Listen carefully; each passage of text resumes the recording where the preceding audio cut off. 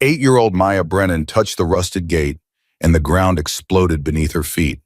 300 motorcycles roared up from underground tunnels she didn't know existed. Armed men surrounded her before she could scream.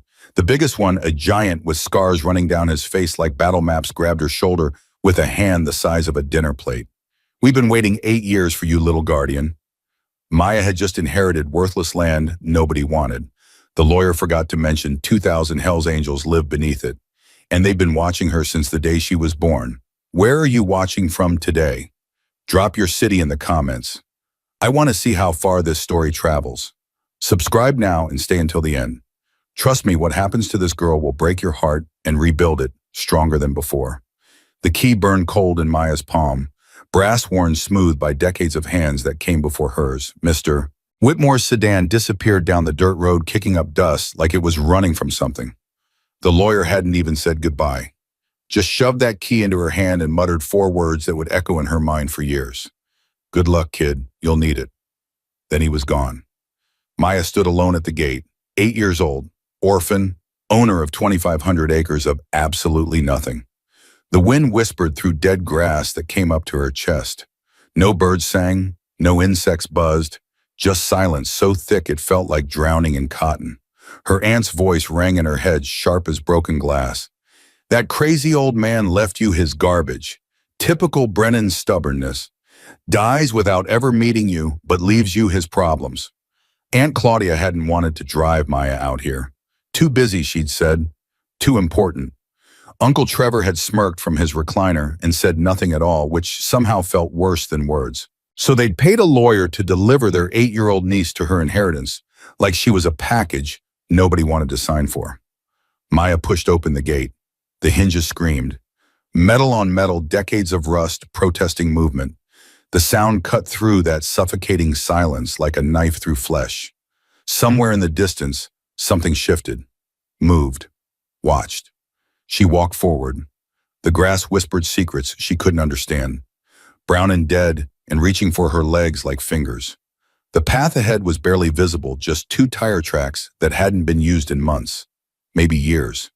The kind of tracks that lead nowhere and promise less. Then she saw the barn, massive, ancient, leaning slightly to the left like it was tired of standing. Red paint peeled away in strips, revealing gray wood underneath that looked older than time itself. The door hung crooked on hinges that should have given up long ago. Maya's heart hammered against her ribs. Every instinct screamed at her to run. Get back to the gate. Call someone, anyone. But who? Aunt Claudia, who couldn't be bothered to drive her Uncle Trevor, who looked at her like she was a problem that would solve itself eventually? No. She was alone, had been alone since the accident 3 years ago when her parents' car hit black ice on Highway 87 and spun into a ravine. She'd been alone in foster care for 6 months before Aunt Claudia grudgingly took her in. Alone in a house where she slept on a pull-out couch in the living room because they couldn't be bothered to clear out the home office. Alone was nothing new. Maya pulled out her flashlight, the kind you buy at a gas station for $3, barely bright enough to matter. She clicked it on. The beam cut through darkness like hope through despair, thin and barely there. She pushed the barn door. It groaned, swung inward. Darkness swallowed the flashlight beam like it was hungry. Maya stepped inside. Her heart stopped. Motorcycles, dozens of them. Harley-Davidsons lined up like soldiers waiting for war, chrome gleaming despite the dust. Leather seats oiled and maintained. Someone had been here. Recently. Someone who cared about these machines more than life itself. "Hello." Her voice cracked. Too small, too young, too scared. "Anyone here?" Footsteps answered. Heavy, fast, coming straight at her from the darkness beyond her flashlight's reach. Maya spun around.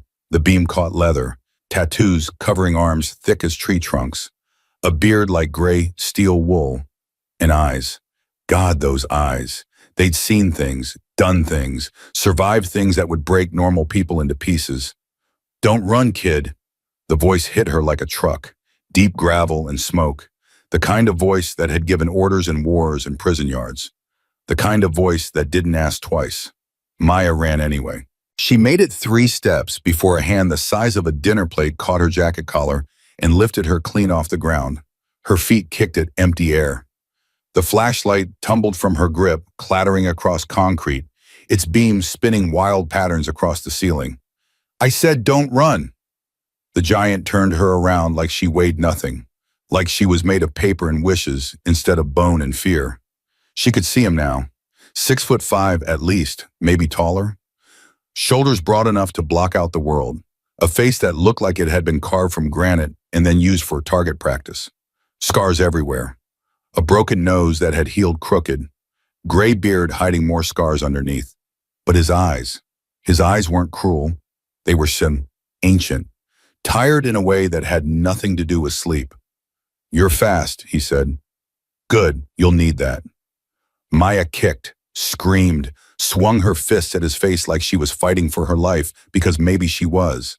He didn't flinch, didn't blink, just held her there until she ran out of breath and energy.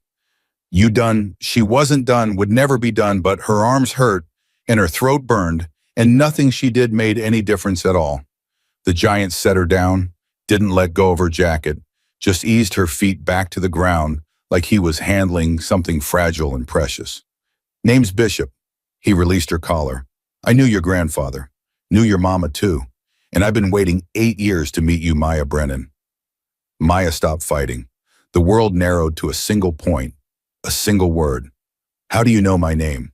Because Hawk talked about you every single day until the day he died. Bishop's scarred face twisted into something that might have been a smile on someone else. Showed us your pictures. Told us about your first words, your first steps, everything your mama wrote him in her letters before the accident. Maya's legs went weak. My mother wrote to him, every week for 20 years. Bishop's grip softened. Not gentlemen like Bishop didn't do gentle, but less like a trap and more like an anchor. Letters would arrive at the post office box in town. Hawk would drive down once a week, bring them back, read them out loud to anyone who'd listen. She never told me. Maya's voice broke. She never told me any of this. She was protecting you. Bishop knelt down, bringing his scarred face level with hers. Thought if you didn't know about us, we couldn't hurt you. Thought if you never saw this place, you'd have a normal life, a safe life. His voice dropped to something almost gentle. She was wrong. The world hurts everyone eventually. At least here, you've got family to help you survive it. Family. Maya laughed.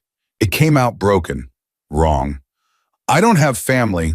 I have an aunt who hates me and an uncle who wants to sell me off like furniture. You got 2,000 brothers and sisters who die for you, kid. Bishop stood. That count for something. He whistled. Sharp. Loud. The sound cut through the barn like a blade. They came from everywhere. From behind tractors Maya hadn't noticed. From inside horse stalls that shouldn't have held anything but ghosts. From holes in the ground she couldn't even see. Men and women in leather vests, patches covering their chests, tattoos covering their arms. Faces that had seen prison. Faces that had seen war. Faces that had seen things that would break normal people. 20 appeared, then 50, then 100. They kept coming. Maya counted until she couldn't count anymore, until the numbers stopped meaning anything and became just a wave of leather and ink and human beings who shouldn't exist but did. Hell's Angels, she whispered. Sanctuary chapter, Bishop corrected. His voice carried pride. Your grandfather founded us back in 1987, right after he came home from Grenada in the Gulf War. Took in every broken soldier, every rejected brother, every lost soul the world threw away. Built something beautiful out of all that pain. A woman stepped forward from the crowd, silver hair catching the barn's dim light. Kind eyes, the first kind eyes Maya had seen since her mother's funeral 3 years ago. The kind of eyes that actually looked at you instead of through you. I'm Raven. Her voice was soft, warm, like honey and smoke. Your grandfather saved my life in 1987. I've been waiting to repay that debt ever since. Repay it, Howie, by protecting you. Raven touched Maya's cheek. Her fingers were calloused but warm. Working hands, honest hands. By teaching you, by helping you become the guardian your grandfather always knew you could be. Guardian of what? Bishop and Raven exchanged a look. Something passed between them, fear maybe, or excitement. or both mixed together until you couldn't tell where one ended and the other began. Come with us, Bishop said. Time you saw what you inherited. The stairs went down forever. Maya counted 200 steps before she lost track. The air grew cooler, damper. She could hear sounds now filtering up from below. Voices, laughter, engines rumbling, life existing where it shouldn't exist. Her flashlight barely mattered anymore. Someone had installed lights along the tunnel walls, bulbs hanging from wires casting shadows that danced like memories. Bishop led the way. Raven walked beside Maya close enough to catch her if she stumbled, but not so close it felt like a trap. Where are we going? Maya asked. Her voice echoed off stone walls. Home, Raven said simply. The tunnel opened up and Maya stopped breathing. A city, underground, hidden from satellites and helicopters and everyone who'd ever wanted to destroy them. 2,000 Hells Angels had built a city beneath the Wyoming plains. Streets, houses, workshops, schools, children. There were children here, running through streets that shouldn't exist, laughing at jokes Maya couldn't hear, playing games invented in darkness because darkness was all they had ever known. There are kids here, Maya breathed. Orphans, Bishop said. His voice carried weight, memory. Runaways, throwaways, kids the system chewed up and spit out broken. Your grandfather took them all in, every single one. A boy Maya's age ran past, then froze, stared. His eyes went wide like he'd seen a ghost. It's her, he whispered. Hawk's granddaughter. She's really here. The word spread like wildfire through dry grass. Within seconds, Maya was surrounded. Hundreds of faces pressing close, looking at her like she was something holy, something impossible made real by sheer force of belief. Guardian, someone whispered. Hawk's blood, another voice added. She came. She really came. Bishop raised his hand. Silence fell instantly, the kind of silence that comes from respect earned through years of keeping people alive when the world wanted them dead. Brothers and sisters, his voice carried to every corner of the underground city. This is Maya Brennan. By blood and by law, this sanctuary belongs to her now. He paused, his voice cracked. And by our code that makes her family. The roar shook dirt from the ceiling. 2,000 voices screaming as one. 2,000 Hell's Angels who had waited 8 years for this moment. 8 years of protecting land they didn't own for a girl they'd never met because an old man they loved like a father asked them to. Maya stood in the center of it all and felt something she hadn't felt since her parents died in that ravine on Highway 87. She felt like she belonged. They gave her Hawk's room, small, simple, covered in photographs that told a story spanning decades. Black and white images of soldiers in uniforms Maya didn't recognize from wars she'd only read about in history books. Color photos of motorcycles and leather, and people who'd found family in the least likely place. And pictures of Maya, hundreds of them. Maya as a newborn, red-faced and screaming. Maya taking her first steps. Maya on her first day of kindergarten. Maya at her mother's funeral, standing between strangers who didn't love her. Every moment of her life documented by a man she'd never met. Bishop pressed a leather journal into her hands. Your grandfather's, he said, wrote in it nearly every day for over 30 years. Figured you should read it. Understand what he built. What you're protecting now. Then he left her alone with ghosts and memories. Maya sat on the bed. The mattress was firm, military corners on the sheets, everything neat and precise and organized like the man who'd slept here expected to die at any moment and wanted his affairs in order. She opened the journal. The handwriting was neat, careful, small but perfectly legible. The words of a man who knew he was building something that had to outlast him. March 15th, 1989. Took in another soldier today. Name's Michael, but he wants to be called Bishop. Lost his whole unit in Grenada. Government gave him a medal and a discharge. I gave him a home. Seems like a fair trade. June 3rd, 1995. Raven had her baby today. Girl, named her Hope, first child born in the sanctuary. Won't be the last. We're building something beautiful here. Something that matters. December 12th, 2003. My daughter called. She's pregnant. A boy, she says, but I know better. It's a girl, I can feel it. She's naming her Maya, after my mother. Says I'll never meet her. made that crystal clear. But I'll protect her anyway, from a distance, always from a distance.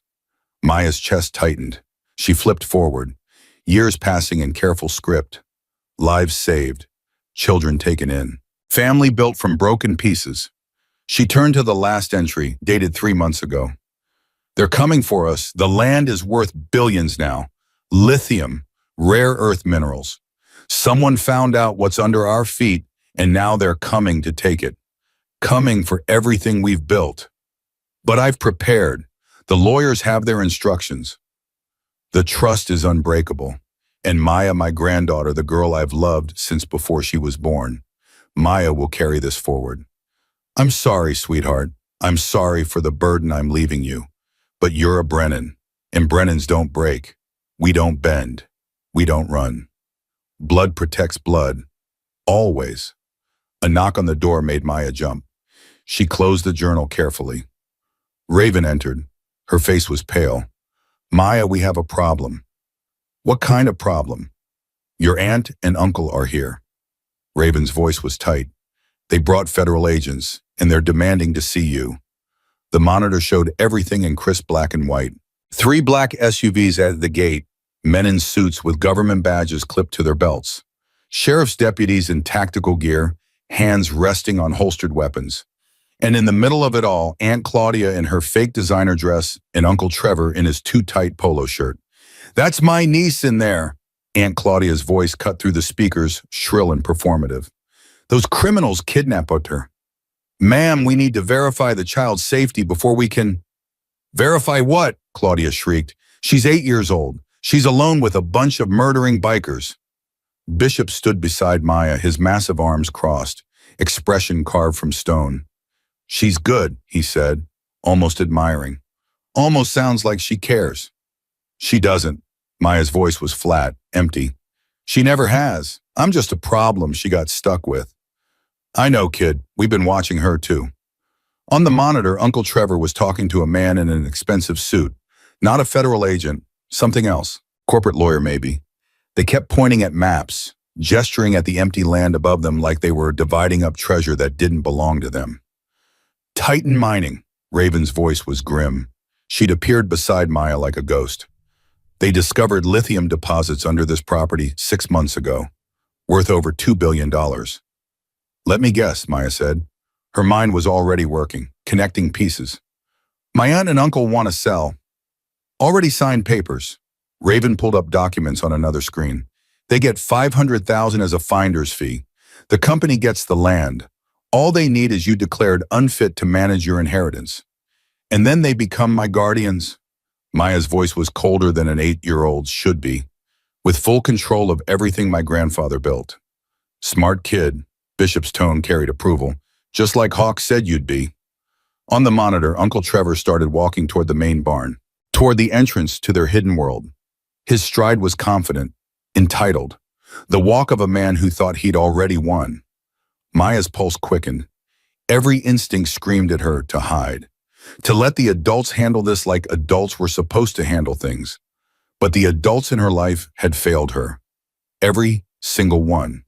Her parents had died and left her. The social workers had shuffled her around like paperwork. Aunt Claudia and Uncle Trevor had used her, planned to sell her like property to a corporation that saw her as nothing but an obstacle. These people, these Hell's Angels, these criminals and outcasts and broken soldiers, they were the first ones who'd ever looked at her like she mattered. Don't let them find the entrance, Maya said. Her voice didn't shake. 8 years old and her voice was steady as stone. Seal the barn, post guards at every exit. Nobody goes up until I say so. Bishop's eyes widened. Then he smiled, a real smile. The first one Maya had seen crack that granite face. You heard your guardian, he announced to the room. Move. 2,000 Hell's Angels moved. Uncle Trevor pounded on the barn door for 20 minutes before giving up. Maya watched on the monitors as her uncle kicked the rusted wood, screamed obscenities that made the federal agents look embarrassed, demanded someone come out and face him like a man, even though the only person in charge was an 8-year-old girl he'd never loved. The federal agents looked uncomfortable. This wasn't what they'd signed up for. Missing child case, they'd been told. Potential kidnapping. But the barn was sealed tight and nobody was answering, and the longer they stood there, the more it looked like maybe they'd been lied to. Aunt Claudia kept checking her phone, probably calculating how much longer this was going to take, probably wondering if the 500,000 was worth the hassle. "They'll be back," Raven said quietly. "Tomorrow with more lawyers, more agents, maybe a warrant." "Let them come." Maya still held her grandfather's journal, still felt his words burning in her memory. He spent over 30 years preparing for this. "Everything I need is in here." She held up the journal. Legal documents, trust agreements, evidence. He knew they'd come eventually. He made sure we'd be ready. Bishop laughed. The sound was like boulders rolling downhill. "Hawk always said you were special." I didn't believe him. Thought it was just an old man talking about a grandkid he'd never met. He shook his head. "I was wrong. You're more than special. You're exactly what we need." "I'm not special." Maya's voice was quiet. "I'm just tired of being pushed around." "Same thing in my experience," Bishop said. The monitor showed the convoy leaving, kicking up dust as they retreated down the dirt road. But they'd be back. Everyone in the room knew it. This wasn't over. This was just beginning. That night, Maya couldn't sleep. She sat at her grandfather's desk reading the journal by candlelight, trying to understand the man who'd loved her from a distance for 8 years, who'd protected her without ever touching her, who'd built an empire of outcasts and given it to a girl he'd never met because blood was blood and family was everything. Hawk Brennan had been a hero, decorated soldier, Bronze Star, Purple Heart, saved 47 men in the Gulf War, and carried the guilt of the ones he couldn't save for the rest of his life. He'd built this sanctuary because he understood something most people didn't. That broken doesn't mean worthless. That the people society throws away are often the ones with the most to give. That everyone deserves a second chance even if they don't deserve it. 2,000 Hells Angels. Veterans with PTSD who couldn't get help anywhere else. Outcasts who'd served their time in prison and had nowhere to go. Criminals who'd paid their debt to society and wanted to start over. Children abandoned by families who should have loved them. Hawk had taken them all in, given them purpose, given them family, given them hope when hope was all they had left. And now that responsibility belonged to an 8-year-old girl who sometimes still woke up crying for her mother. A soft knock. Maya, Raven's voice through the door, gentle, concerned. "You should rest. Tomorrow will be hard." "I know. You're not alone in this. Whatever happens, we face it together." "I know that too." Silence. Then, "Your grandfather would be proud of you." Maya closed the journal, pressed it against her chest like it could somehow connect her to the man who'd written it, the man who'd loved her without ever knowing her. "I hope so," she whispered. "I really hope so." Dawn came blood red over Wyoming. Maya stood at the main tunnel entrance, Bishop on one side, Raven on the other. Behind them, 2,000 Hells Angels waited in formation. Men and women who'd spent their whole lives fighting wars, fighting addiction, fighting a world that wanted them dead or forgotten. Now they were ready to fight again, for their home, for their guardian, for everything Hawk Brennan had given them. Maya looked up at Bishop. His scarred face was set like stone, but his eyes told a different story. Pride, fear, hope, all mixed together. "Whatever happens today," Maya said. Her voice was small but steady. "Promise me something. Name it. Promise me the children are safe. Whatever else we lose, we don't lose them." Bishop's jaw tightened.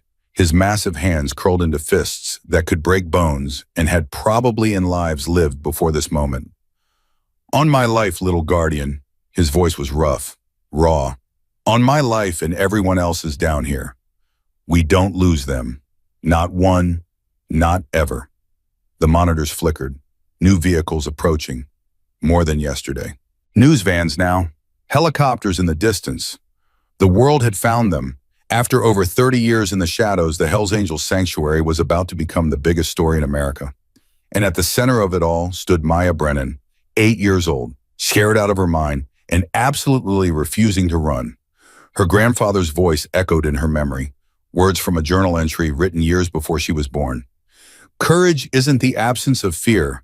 Courage is being terrified and standing your ground anyway." The Brennans have always stood their ground. We don't break, we don't bend, we don't run. Maya straightened her spine. Open the doors, she said. Let them come. The barn doors groaned open. Sunlight hit Maya's face like a slap. She didn't blink, didn't flinch, didn't take a single step backward even though every nerve in her body screamed at her to run. Bishop stood 3 feet behind her, close enough to protect, far enough to let her lead. There she is! Aunt Claudia's voice cut through the morning air like a broken siren. Maya, baby, are you okay? She ran toward them, arms open wide, high heels sinking into the dirt with every step, playing the concerned aunt for cameras that were definitely rolling, for federal agents who were definitely watching, for a performance Maya had seen 100 times before in the 3 years she'd lived under Claudia's roof. Don't touch me. Claudia stopped mid-stride, her arms dropped. For half a second, the mask slipped. Maya saw what was underneath. Annoyance, calculation, greed. Then the mask snapped back into place, perfect in plastic and completely fake. Sweetheart, you don't know what you're saying. These people have brainwashed you. They're dangerous criminals who... They're my family. The words hung in the morning air like smoke. We're your family. Uncle Trevor pushed past 2 federal agents to reach them. His face was red, sweating, twisted with an anger he couldn't quite hide. We're the ones who took you in after your parents died. We're the ones who fed you and clothed you and put me on a pull-out couch in the living room because you didn't want to give up your home office. Trevor's jaw tightened. That's not fair. You're right. Maya held his gaze without wavering, 8 years old and staring down a grown man. It's not fair. None of this is fair. But that doesn't change what's happening. A man in an expensive gray suit stepped forward. Not a federal agent. His shoes were too shiny. His haircut too precise. Corporate. Maya had seen men like him in lawyers' offices after her parents died, circling like sharks, smelling blood in the water. Miss Brennan? The man's voice was smooth as oil. My name is Harrison Webb. I represent Titan Mining Corporation. I think there's been a misunderstanding here that we can clear up very quickly. No misunderstanding. Maya's voice was clear, steady. You want my land. You can't have it. Webb's smile didn't flicker. Child, you're 8 years old. You can't possibly understand the complexities of property law. Mineral rights, environmental regulations, adult matters that require adult decision-making. I understand that you paid my aunt and uncle $500,000 to help you steal my inheritance. The smile died. Aunt Claudia made a choking sound. Uncle Trevor grabbed her arm. To steady her or silence her, Maya couldn't tell. That's a serious accusation, Webb said slowly. It's not an accusation. It's a fact. Maya pulled a folded paper from her back pocket, a page she'd torn from her grandfather's journal at 3 a.m. when she couldn't sleep. My grandfather knew you were coming. He had people watching Titan for years. He documented every meeting, every phone call, every payment. That's inadmissible. That's hearsay. That's enough to start an investigation. A new voice, female, sharp as broken glass. Everyone turned. A woman walked through the federal agents like they weren't even there. Mid-50s, gray streaks in her dark hair, wearing a suit that probably cost more than Uncle Trevor's car. She carried a leather briefcase in one hand and a look of absolute contempt in her eyes. Who the hell are you? Webb demanded. Cordelia Finch, attorney for the Haven Trust established by Hawk Brennan in 1987. She stopped directly in front of Webb, close enough that he had to take a step back. And you, Mr. Webb, are trespassing on private property. This child is the legal beneficiary of a trust that has been reviewed and approved by the Wyoming Supreme Court 3 times in the past 30 years. Every legal challenge has failed. Every attempt to break it has failed. Cordelia's voice could cut steel. Do you really want to be attempt number 4? Webb's composure cracked. Just a little. Just enough. This isn't over, he said. No, Cordelia agreed. It's not. But for today, you're going to take your federal friends and your bought and paid for guardians, and you're going to leave this property. Because if you're still here in 10 minutes, I'm going to have you arrested for harassment of a minor. You can't try me. The standoff lasted 5 seconds, 10, 15. Webb broke first. He turned on his heel and marched back toward the SUVs, snapping his fingers at the federal agents like they were servants. Like he owned them, which maybe he did. Aunt Claudia lingered. Her eyes found Maya's. And for just a moment, she looked almost human, almost sad, almost like the Aunt Maya had imagined might exist somewhere under all that greed and resentment. Maya, please. We can work this out. We're family, blood family. That has to mean something. It does, Maya said quietly. It means you should have treated me like family when you had the chance. She turned her back, walked into the barn. Bishop followed. Cordelia followed. The doors closed behind them, shutting out the light and the lies and the woman who had never loved her. Maya made it exactly 12 steps before her knees buckled. Bishop caught her before she hit the ground. Easy, little guardian. Easy. His massive hands steadied her. You did good. You did real good. My hands won't stop shaking. That's adrenaline. Happens to everyone after a fight, even the ones who win. Cordelia knelt beside her, the sharp edges of her face softened just a fraction. Your grandfather told me about you. Said you were brave, but didn't know it yet. I think he was right. Who are you really? I told you, I'm your lawyer. Have been since the day you were born, even though we've never met. She opened her briefcase, pulled out a thick folder. Hawk paid me a retainer over 30 years ago, told me exactly what to do when this day came. I've been waiting ever since. Everyone's been waiting. Maya's voice was barely a whisper. Everyone except me. That was the plan. Cordelia's voice softened even more. Your grandfather wanted you to have a normal childhood for as long as possible. He knew it couldn't last forever, but he wanted to give you those years, those memories, those moments of being just a kid. She paused. He loved you, Maya, more than you'll ever know. Bishop helped Maya to her feet. The shaking had stopped, replaced by something harder, colder, something that felt like steel in her chest where her heart should be. What happens now? Now, Cordelia snapped her briefcase shut. Now we go to war. The next 6 hours were chaos. News helicopters circled overhead like vultures. Reporters gathered at the gate shouting questions at anyone who moved. Social media exploded with theories. Kidnapping, cult, domestic terrorism, government conspiracy. Every armchair expert in America suddenly had an opinion about an 8-year-old girl they'd never met in a sanctuary they'd never seen. Through it all, Maya sat in her grandfather's study and learned the truth about the man who had shaped her entire life without ever meeting her. Cordelia spread documents across the desk like battle plans. Your grandfather established the Haven Trust in 1987. It protects the land from seizure, sale, or development without unanimous consent from the Trust's board of directors. Who's on the board? Originally 12 Hells Angels, who served with your grandfather in Grenada and the Gulf War. Most of them are dead now. The surviving members transferred their seats to designated successors. Cordelia pointed to a list of names written in careful script. Bishop, Raven, a man named Bone who handles security, 2 others who live in the underground community, and me. She looked up. You hold the majority position. 51%. Nothing happens without your approval. Bishop leaned against the doorframe, arms crossed, expression unreadable. Hawk always said you were the key. Without you, the trust falls apart. The land can be sold. Everything we built turns to dust. Let me guess. Maya's voice was steady, too steady for 8 years old. My aunt and uncle want to sell. Already signed in papers, Cordelia said. They get $500,000 as a finder's fee. Titan gets the land. All they need is you declared unfit to serve on the board. Mentally incompetent. Victim of undue influence. Anything that lets a judge appoint a guardian to manage your affairs. Aunt Claudia and Uncle Trevor. Maya understood now, understood everything.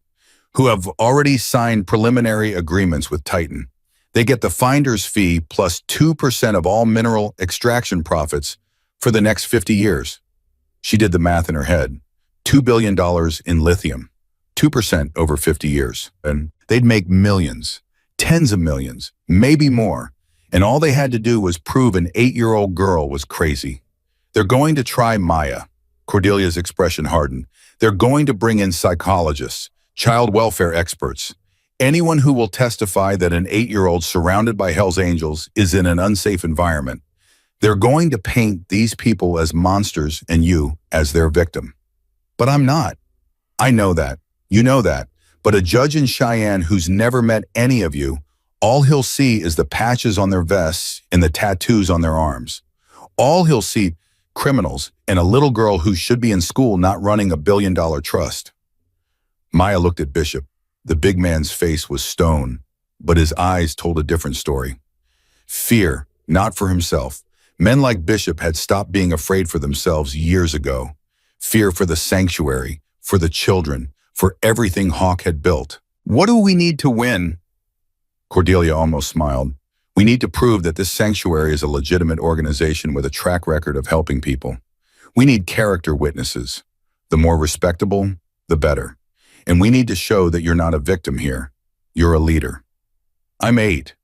Your grandfather was 19 when he saved 47 men in the Gulf War. Cordelia's voice softened. Age doesn't matter. Character does. That word again. Character. Maya was starting to understand what it meant. How long do we have? The emergency hearing is in 72 hours. Titan fast-tracked it through a friendly judge. We need to be ready by then, or we lose everything. 72 hours. 3 days to prepare a defense against a billion-dollar corporation with unlimited resources and a team of lawyers who did this for a living. Maya should have been terrified. Part of her was. But another part, a part she didn't recognize, a part that felt like it had always been there, waiting that part was ready. Then we better get started. The first witness arrived at midnight. Maya had fallen asleep at her grandfather's desk, her head resting on a pile of legal documents, when Bishop shook her awake. Someone here to see you. Who? Better if you see for yourself. They walked through the underground tunnels, past sleeping families, past night shift workers maintaining the generators that kept the lights burning, past guards who nodded at Maya with respect she still wasn't sure she deserved. Finally, they reached a small room near the main entrance. A man sat inside, old, maybe 70, maybe older. White hair cropped military short, face that looked like it had been carved from granite by someone who understood suffering. He wore a suit that probably cost more than everything Maya had ever owned. His posture was ramrod straight despite his age. Maya Brennan. This man's voice was crisp, precise. The voice of someone used to giving orders and having them followed. I'm General Thaddeus Morrison, United States Army retired. I served with your grandfather in the Gulf War. Maya's breath caught. You knew him. Knew him, child. Your grandfather saved my life 3 times in 1 week. Carried me 6 miles through enemy territory with 2 bullets in his own leg. When I wanted to give up, when I was ready to just lie down and die, he told me something I never forgot. Morrison's voice cracked. He said dying was easy, living was the hard part, and he wasn't going to let me take the easy way out. Why are you here? Because I owe him a debt I can never repay. And because I just flew 14 hours from Washington, D.C. to make sure his granddaughter doesn't lose everything he built. Morrison reached into his jacket, pulled out a letter. The paper was thick, official, stamped with seals that meant something. I've written a statement for the court detailing your grandfather's service, his heroism, his character. Whatever those corporate bastards say about this place, no one can question the man who built it. Will that be enough? Morrison's granite face softened. I don't know, child, but I'm not the only one coming. Your grandfather touched a lot of lives, more than you know, and every single one of us is ready to fight for you. They came all night, a former United States Senator who had served with Hawk in the VA system fighting for veterans' rights for 3 decades. A doctor who had spent 10 years treating PTSD patients in the sanctuary when no hospital would take them. A social worker who had placed dozens of foster children in the underground community and watched them thrive. By morning, Cordelia had 17 witnesses lined up to testify. Generals, doctors, politicians, priests, people whose word carried weight in courtrooms and congressional hearings. But it still might not be enough. Titan has deeper pockets, Cordelia warned. They stood in the command center watching the sunrise over Wyoming. They can afford to drag this out for years, decades, until the legal fees bankrupt us and we're forced to settle.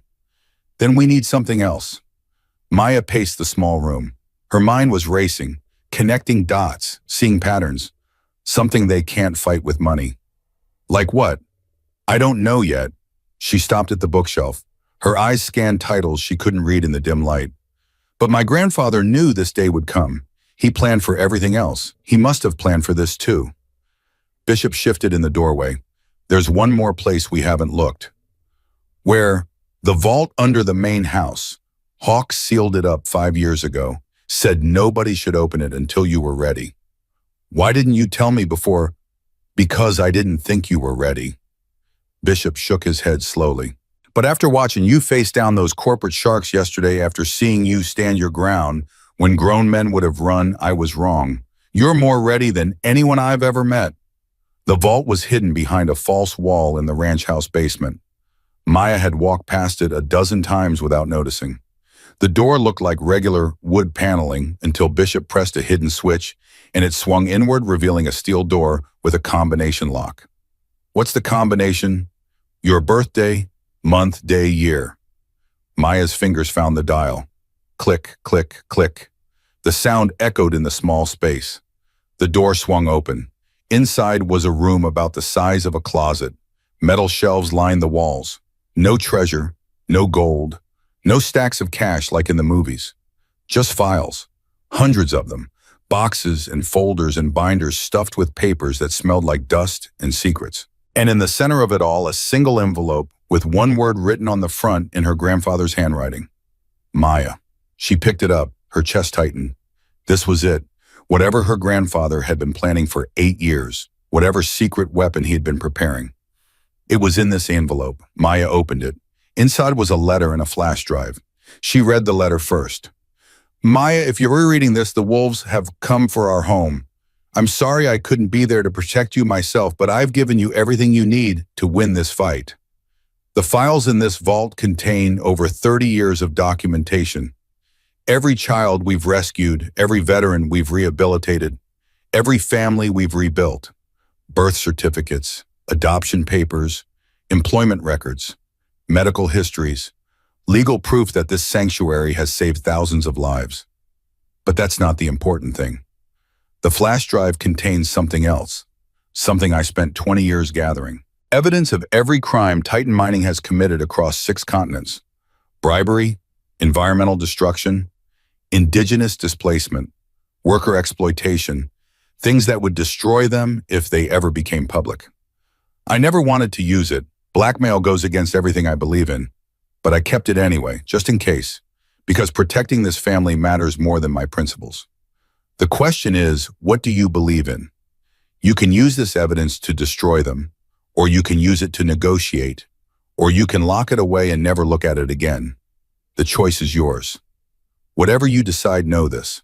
I'm proud of you. I've been proud of you since the day you were born. You carry the best of your mother in you and the best of me, and something else that's entirely your own.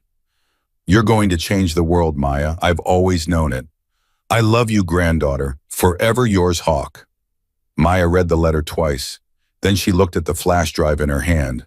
20 years of evidence, enough to destroy a billion-dollar corporation, enough to save her family, or enough to make her exactly the kind of person her grandfather had spent over 30 years fighting against.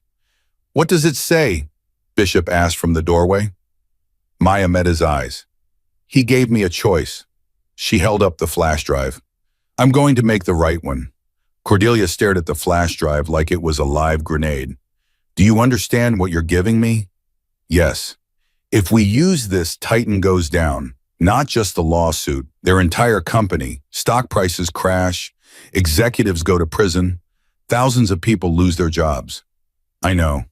And if they find out we have it before we go public, they'll do anything to stop us. Anything. These aren't people who play by rules. Maya met her eyes. Neither are we. Cordelia was quiet for a long moment. Then she laughed. A sharp surprise sound that echoed off the tunnel walls. Your grandfather was right about you. You really are something special.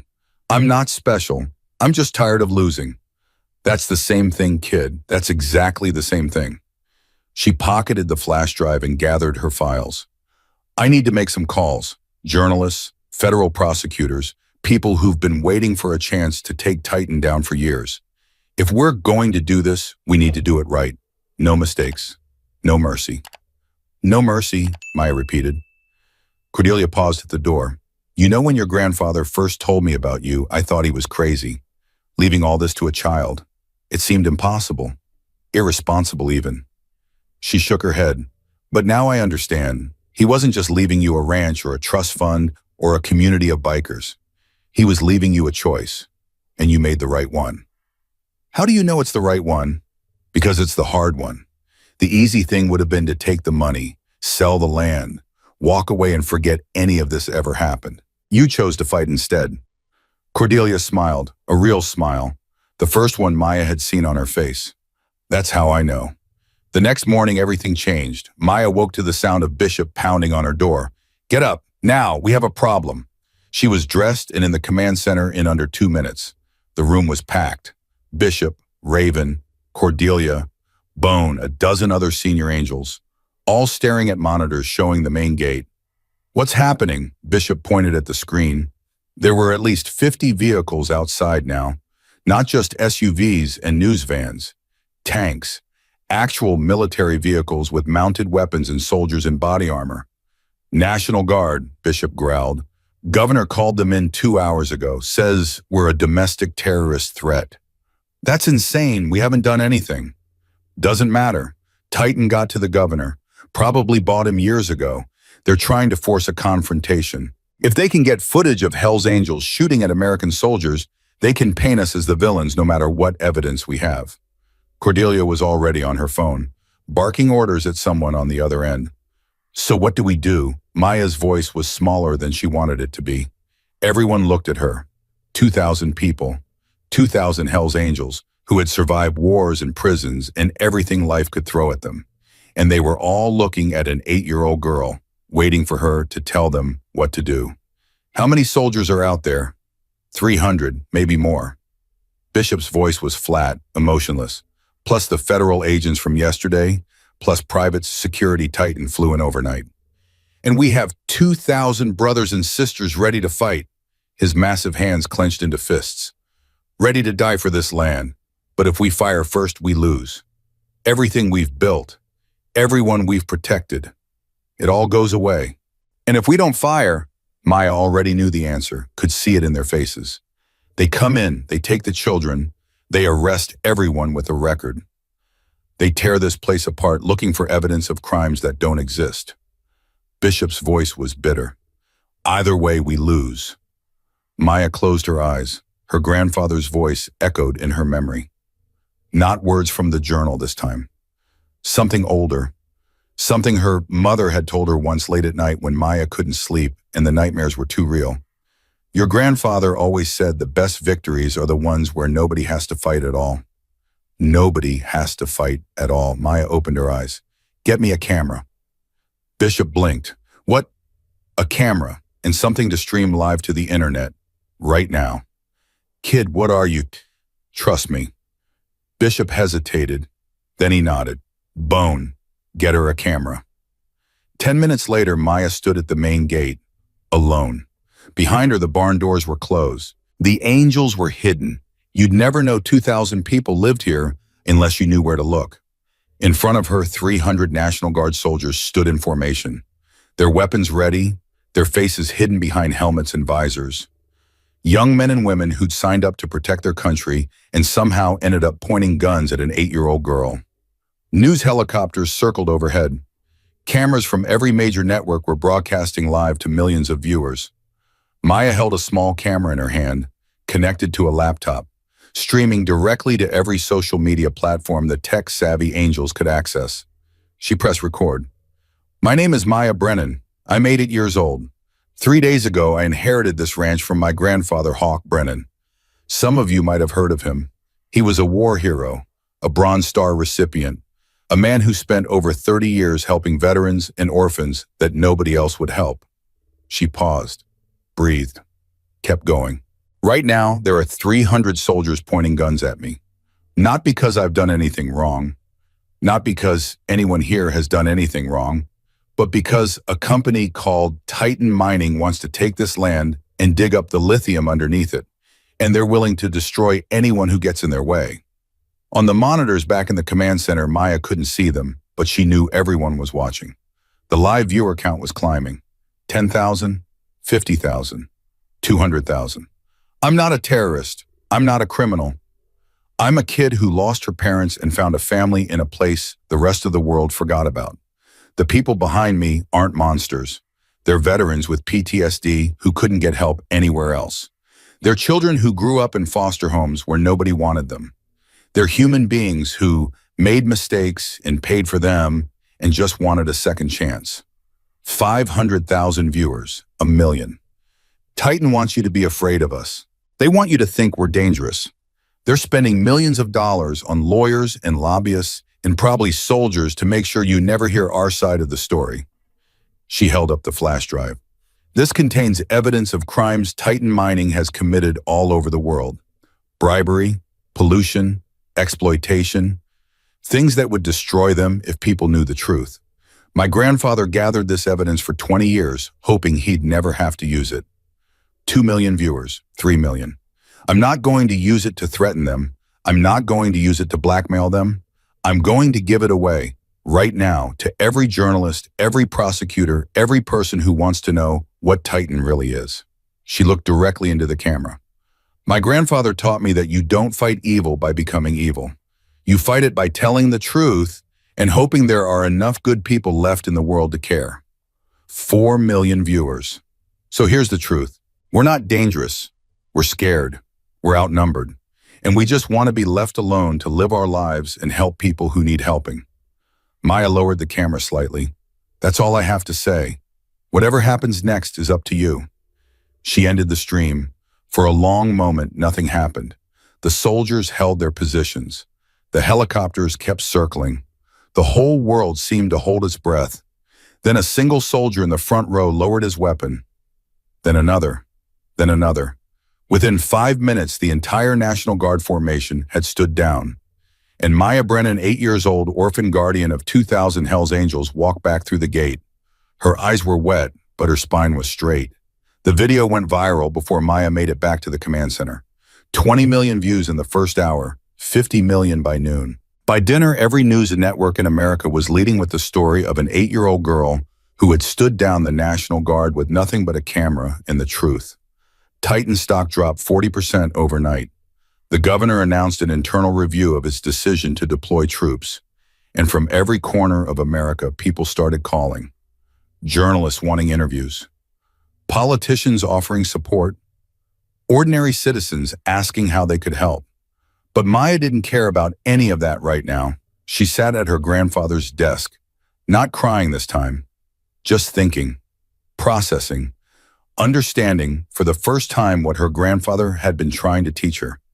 You don't fight by being stronger than your enemies. You fight by being better than them. And sometimes, just sometimes, that's enough. Bishop found her there an hour later.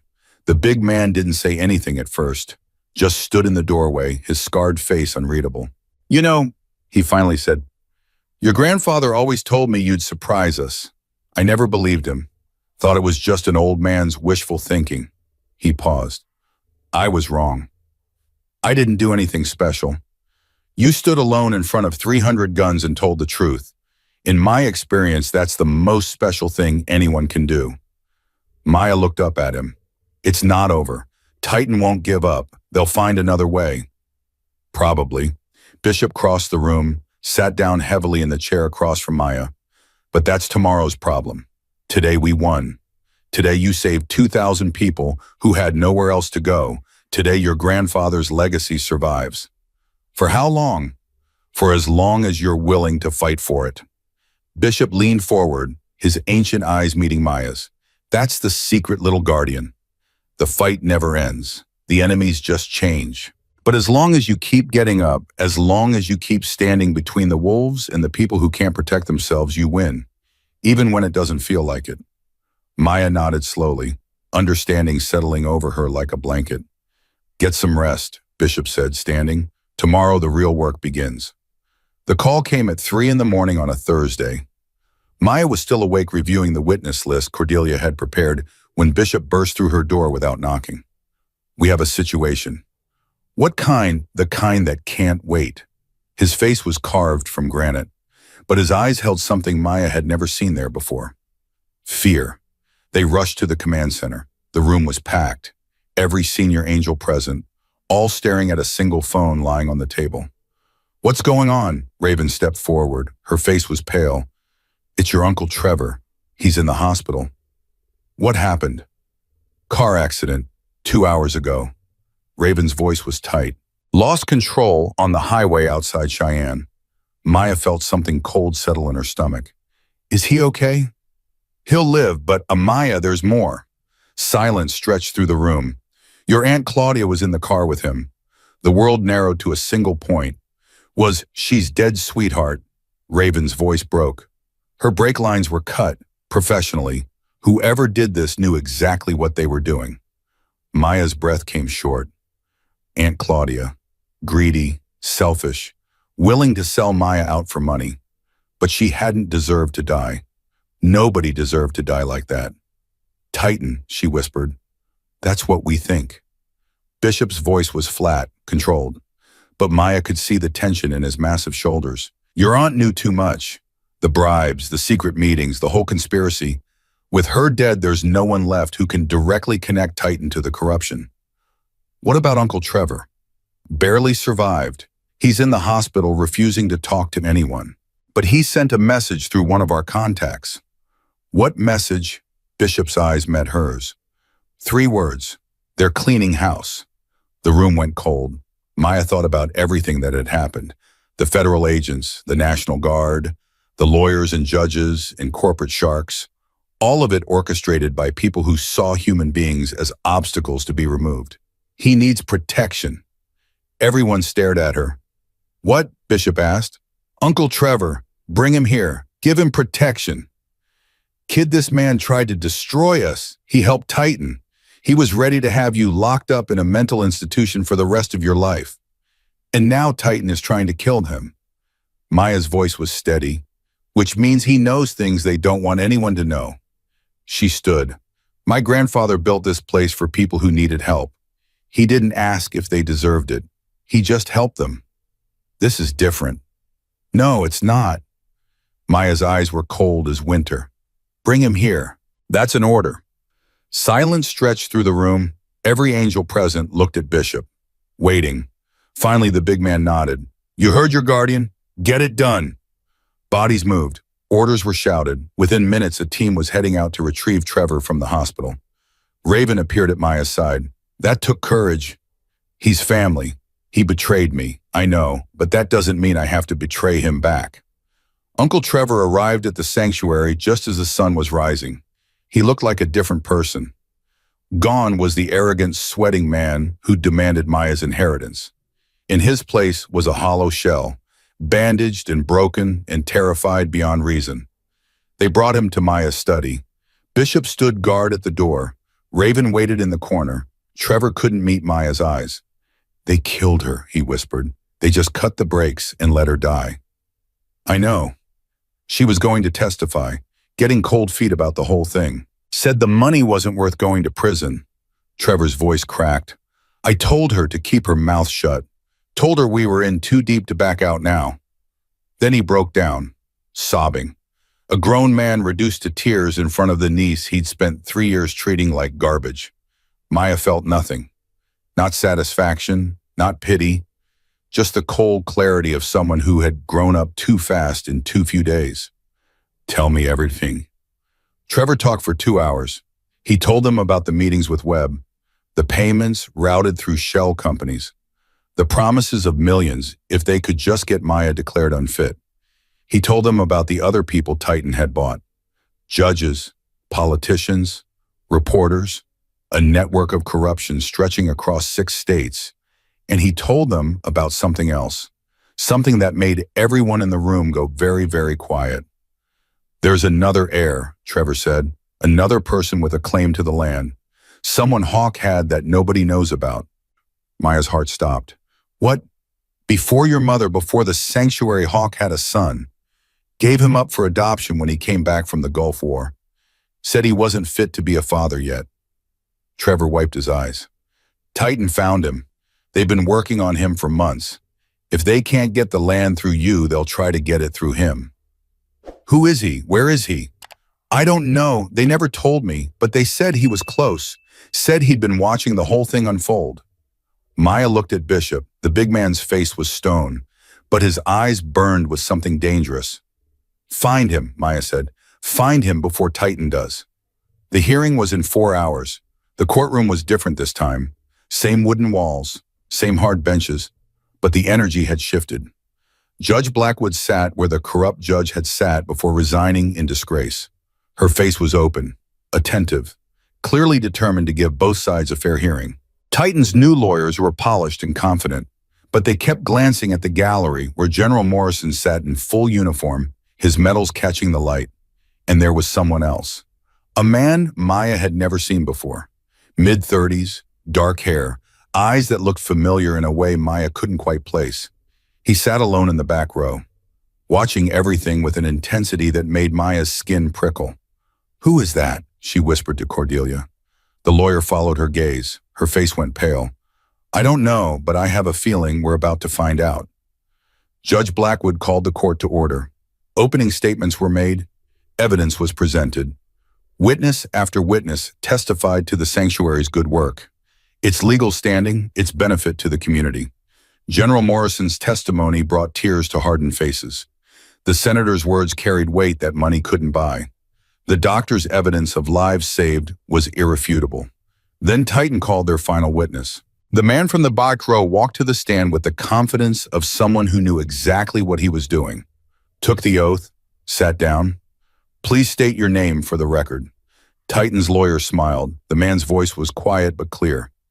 "Garrett James Brennan, I'm Hawk's son, and I'm here to claim my inheritance." The courtroom erupted. Maya sat frozen. Every sound faded except her own heartbeat thundering in her ears. Garrett James Brennan, Hawk's son, her uncle, the heir nobody knew about. The man she'd never known existed was about to take everything away. "Order!" Judge Blackwood's gavel cracked like gunfire. "I will have order in this courtroom or I will clear it." The noise died. Everyone sat. But the tension remained thick enough to choke on. Titan's lawyer, a silver-haired woman named Victoria Cross, who'd flown in from New York, approached the witness stand with barely contained triumph. "Mr. Brennan, please tell the court about your relationship with Hawk Brennan."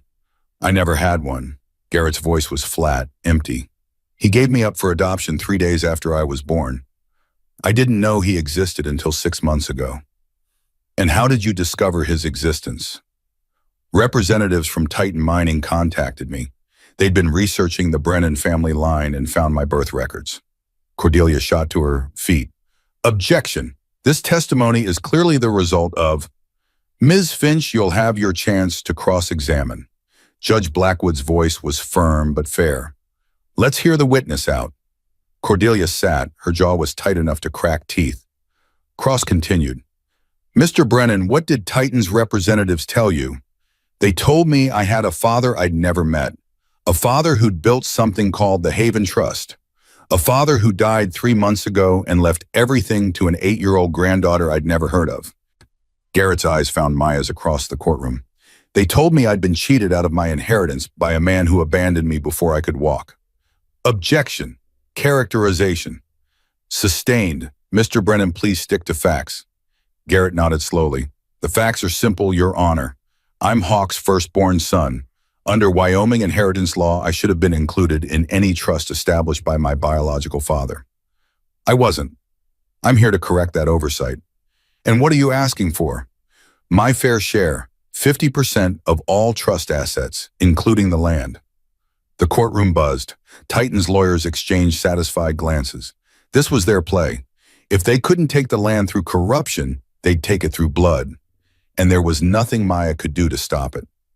Cordelia leaned close to her ear. "I need to cross-examine him. Can you handle this?" "Do I have a choice?" "No, but I wanted to ask anyway." She stood. Cordelia approached the witness stand like a predator circling prey. "Mr. Brennan, you said Titan contacted you 6 months ago. Is that correct?" "Yes."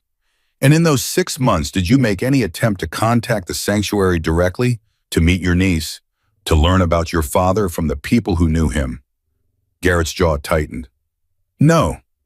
Did you make any attempt to verify Titan's claims independently?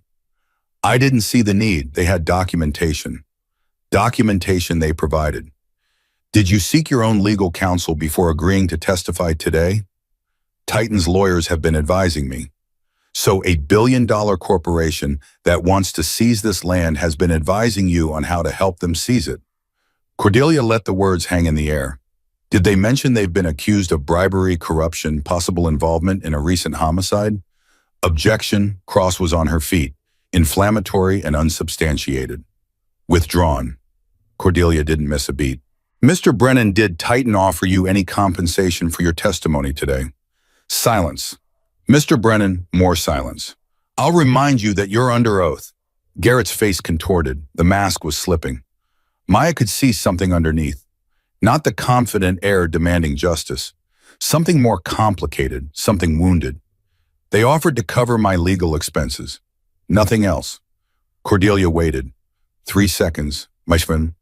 10. Mr. Brennan, $20 million. His voice was barely a whisper.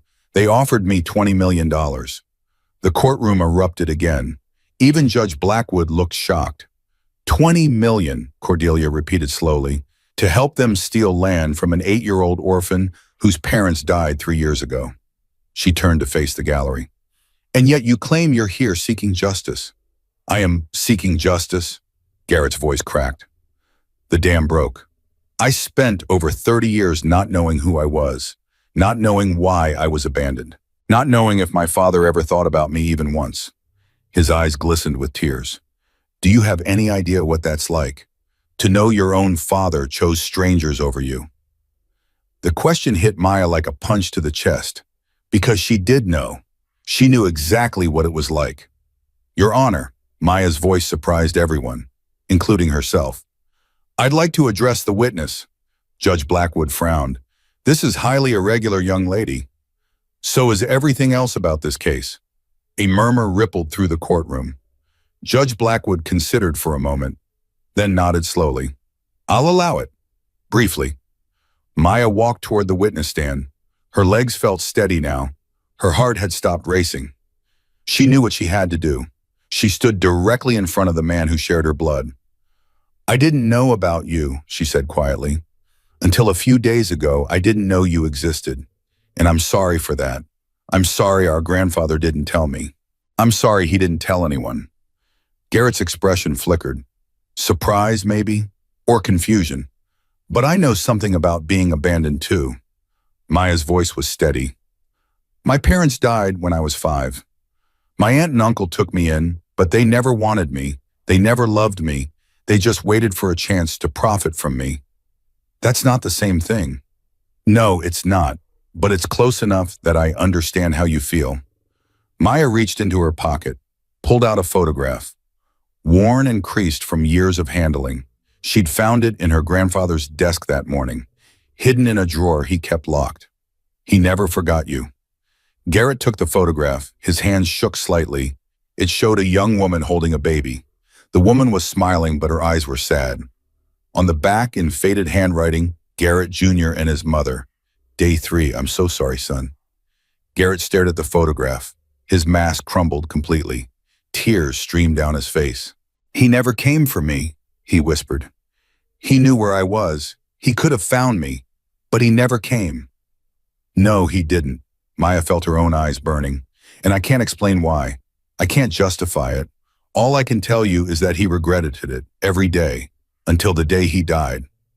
The courtroom was silent. Even the Titan lawyers had stopped their whispered consultations. What do you want from me? Garrett asked. I want you to come home.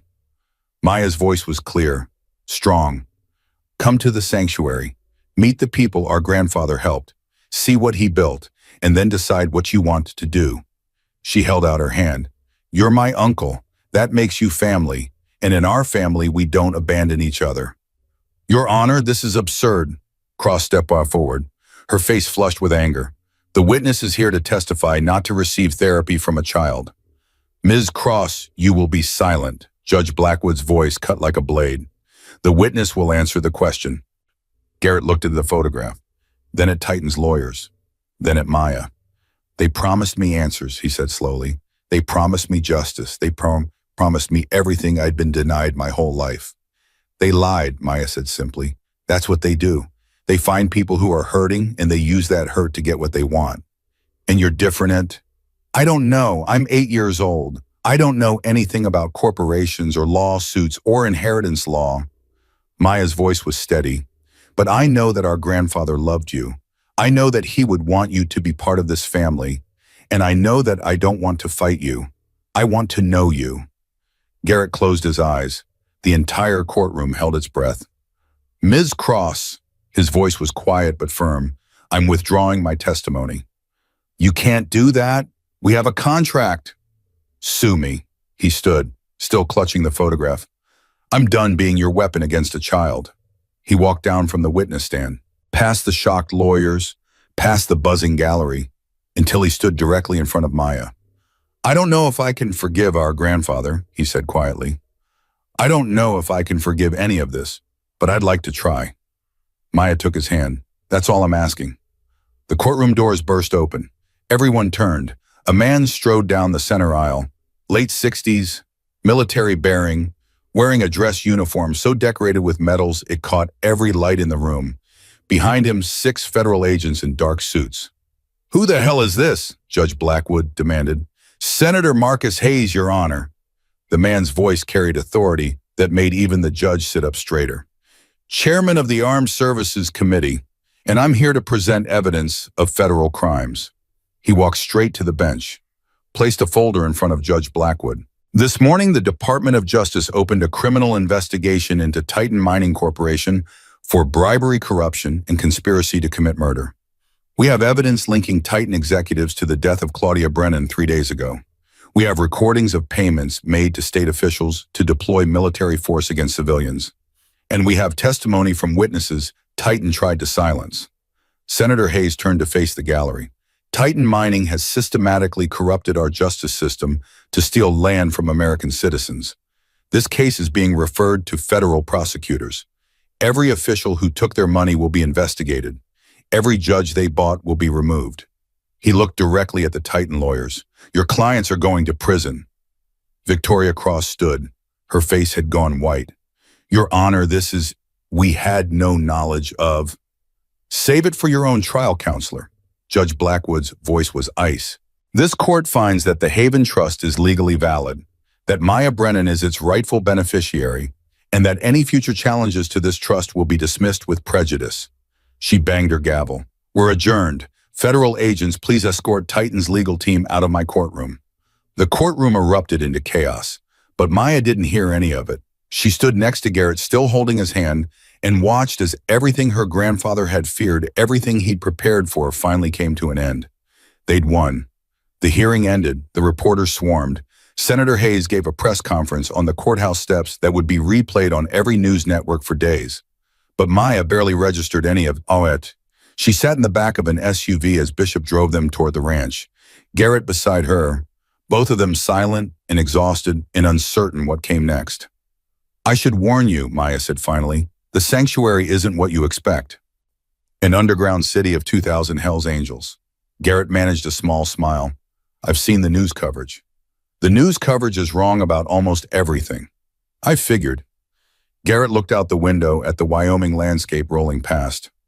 Titan showed me files, documents, evidence that the sanctuary was a criminal organization, a cult that brainwashed children and harbored fugitives. And you believed them.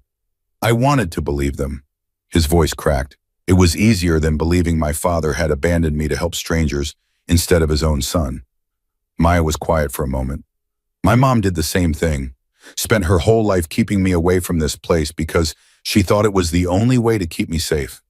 She looked at Garrett. Does that make her a bad person? It makes her human. They drove in silence for another mile. What happens now? Garrett asked. Now we go home. You meet the family. Maya shrugged. And then we figure it out. Just like that. My grandfather used to say that family isn't about blood. It's about choice. Maya met his eyes. You can choose to be part of this, or you can choose to walk away. Either way, you'll always be welcome here. The SUV turned onto the dirt road that led to the ranch. In the distance, Maya could see people gathering.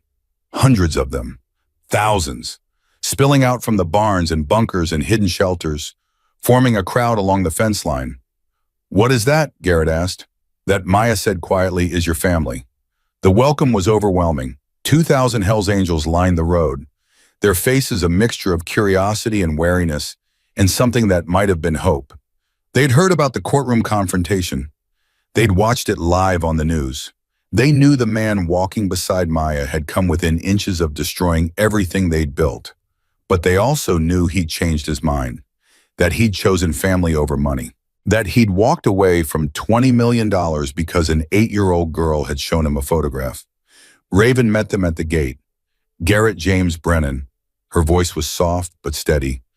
"I knew your father for over 30 years. He talked about you more than anyone except his daughter." Garrett's composure cracked. "He did. Every year on your birthday, he'd disappear for hours. Lock himself in his study with a bottle of whiskey and that photograph you're holding. I always wondered what he was looking at." Raven touched Garrett's cheek. "Now I know. Why didn't he come for me? Because he was ashamed. Ashamed of what he'd done. Ashamed of who he'd become after the war. He convinced himself you were better off without him." Raven's eyes glistened. He was wrong, and he knew it.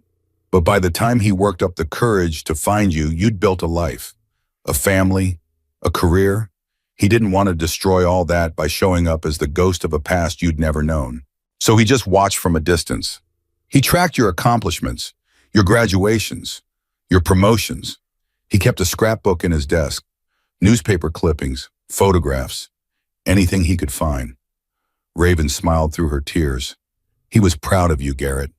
Prouder than he ever had the right to be. Garrett sank to his knees in the dirt, sobbing.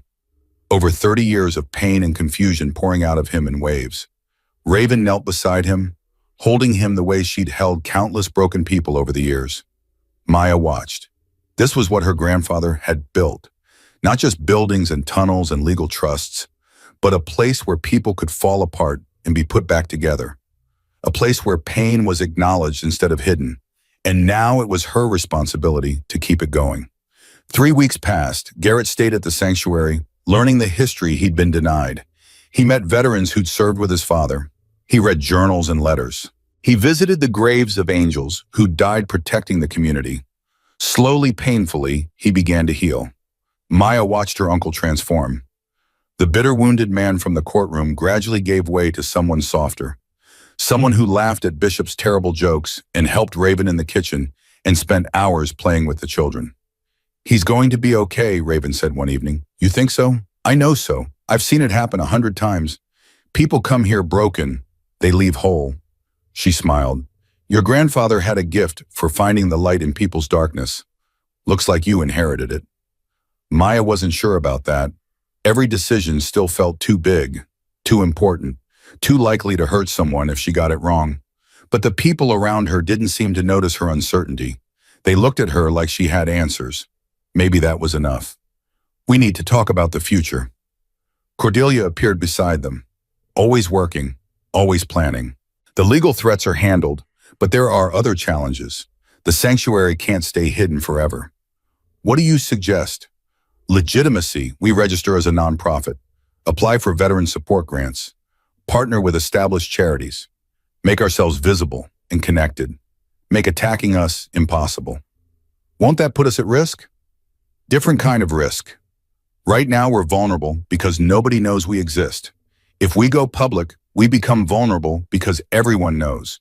But it also means we can help more people, expand our mission, build something that outlasts all of us." Maya considered this. Her grandfather had chosen secrecy, but he'd also prepared Maya for this moment, had trusted her to make decisions he couldn't have imagined. "Do it," Maya said. "Start the process, but I want Bishop and Raven and Garrett involved in every step. This isn't my sanctuary, it's ours." Cordelia smiled. "Your grandfather would be proud." The first public announcement came on a Tuesday. Every major news network covered it. The Haven Trust, now officially registered as a 501c3 nonprofit organization, was opening its doors. Applications were being accepted for veterans' foster children and anyone who needed a second chance. The response was overwhelming. Within 48 hours, they'd received over 10,000 inquiries. Donations poured in from across the country. Politicians wanted photo opportunities. Celebrities offered endorsements. Universities requested research partnerships. "We can't help this many people," Maya said, staring at the emails. "Not yet," Cordelia agreed. "But we can grow, expand, open new facilities, train other organizations." Her eyes gleamed with possibility. "Your grandfather dreamed of this, but he never thought it was possible. Maybe he was right. Maybe we're making a mistake. Maybe, but the only way to find out is to try." Garrett appeared in the doorway. "We have visitors, federal agents. They want to talk about Titan." The lead agent was a woman named Sarah Mitchell. She had eyes that saw everything. "Miss Brennan, thank you for meeting with us." "Did I have a choice?" "You always have a choice, but I think you'll want to hear this." She placed a folder on the table. "Titan Mining filed for bankruptcy this morning. Their CEO has been arrested. 3 board members are cooperating with prosecutors." "That's good news." "It gets better. During our investigation, we discovered Titan had similar operations running across 7 states. Indigenous communities, small ranchers, anyone sitting on land they wanted." Mitchell's expression hardened. "Thanks to the evidence your grandfather collected and the witnesses you helped protect, we've been able to shut down all of it." Maya let that sink in. Her grandfather's 20 years of documentation had saved people she'd never meet. "There's something else," Mitchell said. "We found financial records showing payments to your aunt and uncle. $2 million over 3 years, in exchange for information about you, your location, your habits, your vulnerabilities." Mitchell's voice softened. "They were planning to have you declared mentally incompetent, institutionalized, removed permanently." The air left Maya's lungs. "My aunt is dead." "We know, we're investigating, but your uncle is cooperating fully. In exchange for immunity, he's provided testimony that will help us prosecute everyone involved. He's a witness, not a defendant." That was the deal. Mitchell stood. "I know it's not justice, not really, but it's the best we could do." After she left, Maya sat alone. The walls were covered with photographs. 30 years of lives saved and families built. Her grandfather had understood that fighting evil required sacrifice and patience, and sometimes accepting outcomes that felt wrong. Maya was beginning to understand too. 6 months later, the sanctuary had transformed. New buildings rose above ground, solar panels covered every roof, a school had been established. 2,000 residents had become 3,000. Garrett had taken over operations management. He'd quit his corporate job and devoted himself fully to the sanctuary's mission. Maya was 10 years old now. She'd grown into her role. The uncertainty had faded. She made decisions with confidence born from experience. The call came at 2 in the morning on a Wednesday. "Someone needs help," Bishop said. A girl, 15 years old, caught trying to steal a Harley. She had this. Bishop showed Maya a photograph. 2 young men in military fatigues.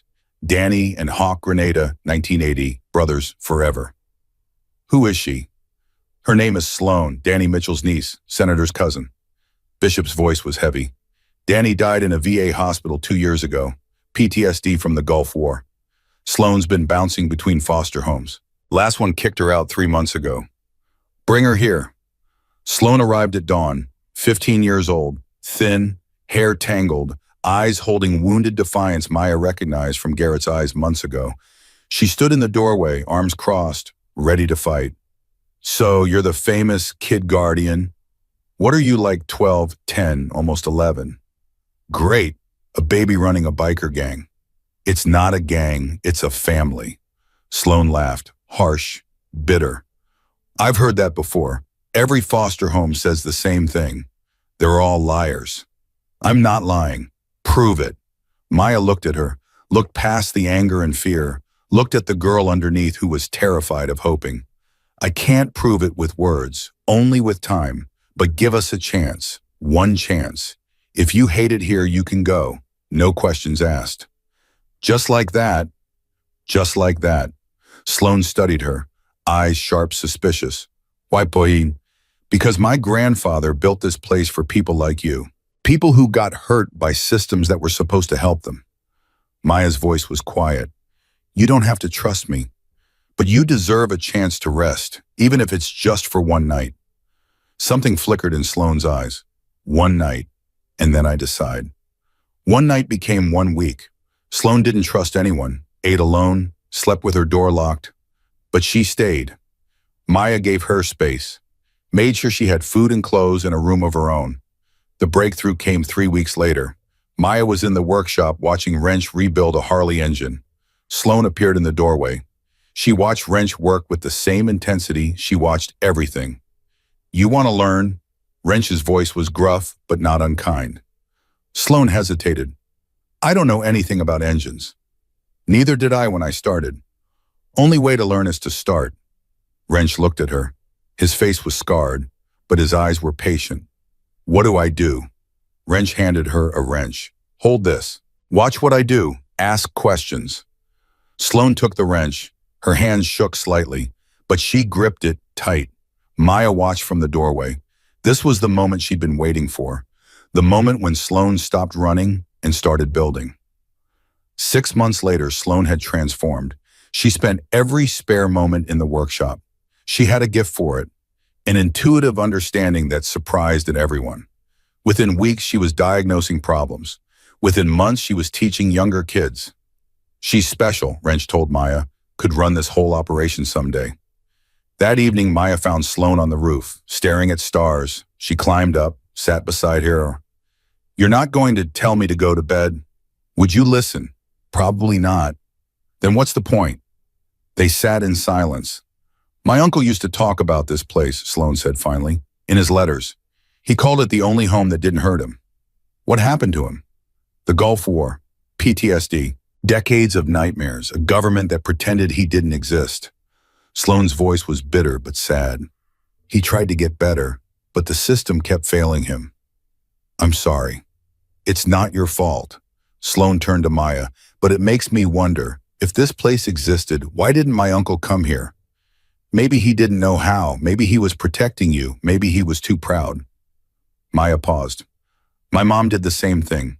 Kept me away because she thought it was the only way to keep me safe." Sloane almost smiled. "I've been thinking about staying." Maya's heart jumped, but she kept her voice calm. "Yeah, not because I trust you, but because it's the first place that feels like it might be worth trusting someday." "That's enough for now." "Is it?" "It has to be. Trust takes time." Maya stood. "Take all the time you need. We're not going anywhere." The next morning, Maya found a box on her desk. Inside was a spark plug, polished until it gleamed, hung on a chain. Maya smiled. She walked to the workshop. Sloane was already there. "Thank you," Maya said. "For what? For staying, for trying." "Don't make it weird." But Maya could see the smile Sloane was trying to hide. She reached into her pocket, pulled out something she'd been carrying. Her grandmother's gold locket, the one Hawk had carried through 2 wars in over 30 years. "I want you to have this." Sloane's hand stopped moving. "I can't take that. It belonged to my grandmother. She gave it to my grandfather before Grenada. He carried it every day for 50 years. Maya pressed it into Sloane's palm. "Now I'm giving it to you." "Why?" "Because you're fighting a war too, not with guns, but with everything you've been through. My grandmother understood about choosing love over fear." Maya's voice was quiet. "You're learning that now. I thought this might help." "What if I break it?" "Then we'll fix it. That's what we do here." Maya smiled. "Besides, my grandfather survived 2 wars with that locket. I think it can handle a teenage mechanic." Sloane laughed, a real laugh. "You're weird." "I've been told." Sloane fastened the locket around her neck, tucking it under her shirt. "Thank you for everything. Thank me by passing it on someday when you meet someone who needs it more."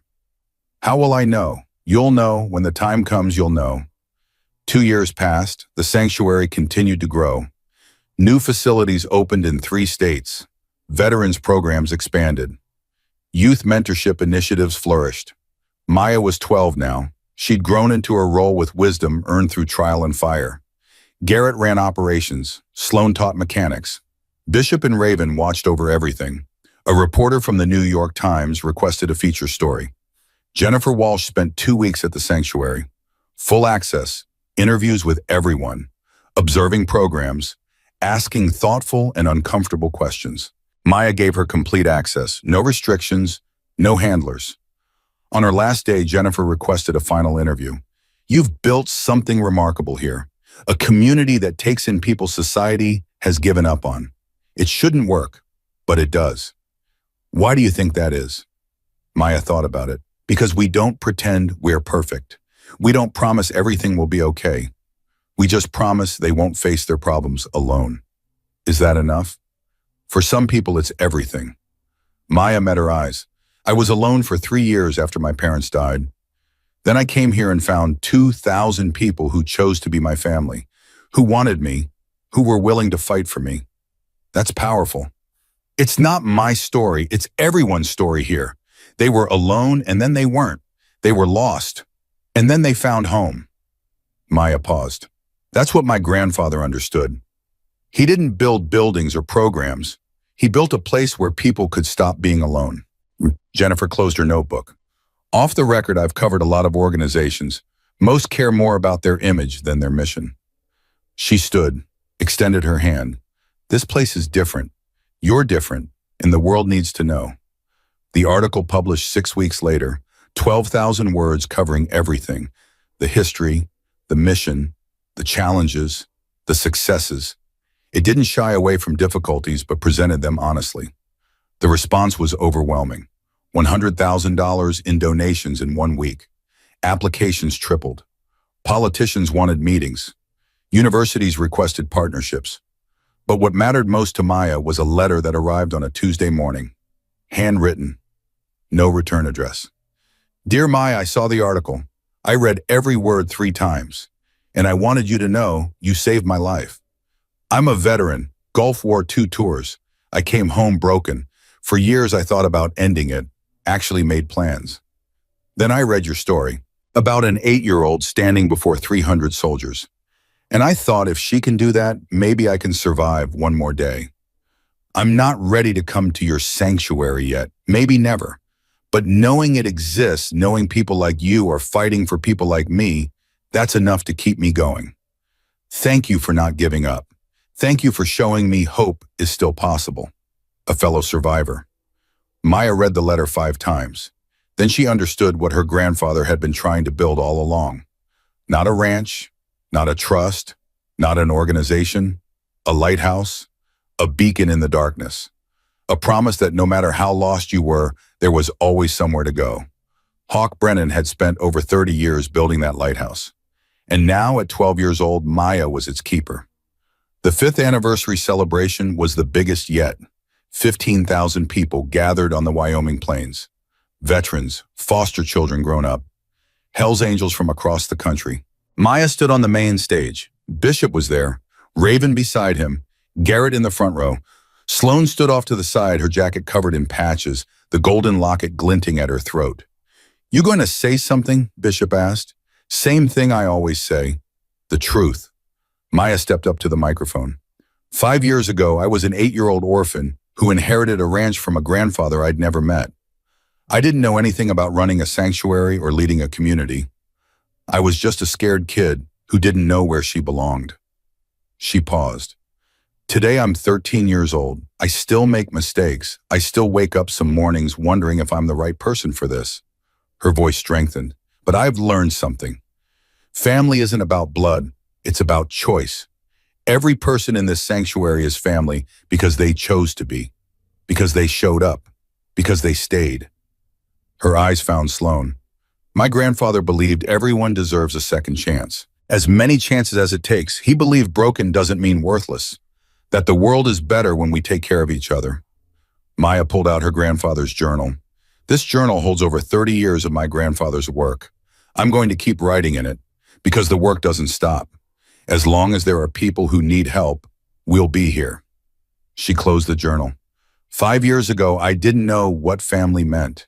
Now I do. Family is choosing love over fear every single day. Family is this place, these people. Her voice rang out. My name is Maya Brennan. I'm 13 years old, and I'm the luckiest person alive. The roar shook the earth. That night, Maya walked alone through the sanctuary, past the workshops, the medical center, the the school, the housing units, 5 years of growth, 5 years of learning what it meant to lead. She ended up at her grandfather's desk. The walls were covered with photographs, new ones alongside the old. Pictures of people who'd found their way here and built lives worth living. Maya opened the journal, turned to a blank page, began to write. Today is the 5th anniversary. I'm 13 now, old enough to understand things I couldn't at 8, young enough to know I still have everything to learn. Grandfather, I hope I'm making you proud. I hope the choices I've made are ones you would have made, are you saying? I hope the legacy you built will outlive me the same way it outlived you. But mostly I hope you know that I finally understand what you were trying to teach me. Family is choice, and I choose this family every day for the rest of my life. Maya closed the journal, placed it carefully in the drawer. Outside, the Wyoming stars blazed across an infinite sky. Somewhere in the sanctuary, 3,000 people slept peacefully. Tomorrow would bring new challenges, new arrivals, new problems, new opportunities. But tonight, Maya Brennan allowed herself something she hadn't felt in 5 years. Peace. She was home. She was loved. And no matter what came next, she would never be alone again. The sanctuary stood strong against the night, its lights burning like promises kept. Hawk Brennan had built a dream. His granddaughter had made it real. And 3,000 people would protect that dream until the end of time. Because that was what family did. The wind carried the sound of motorcycles in the distance, engines rumbling like heartbeats, like thunder, like a promise that would never be broken. Maya smiled. Whatever came next, she was ready. The Haven Sanctuary continues to operate today. Over 5,000 veterans and children have found homes within its walls.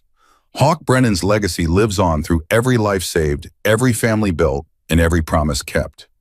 This story is dedicated to everyone who ever felt alone and to the families who chose them anyway. Because family isn't made by blood, it's made by choice.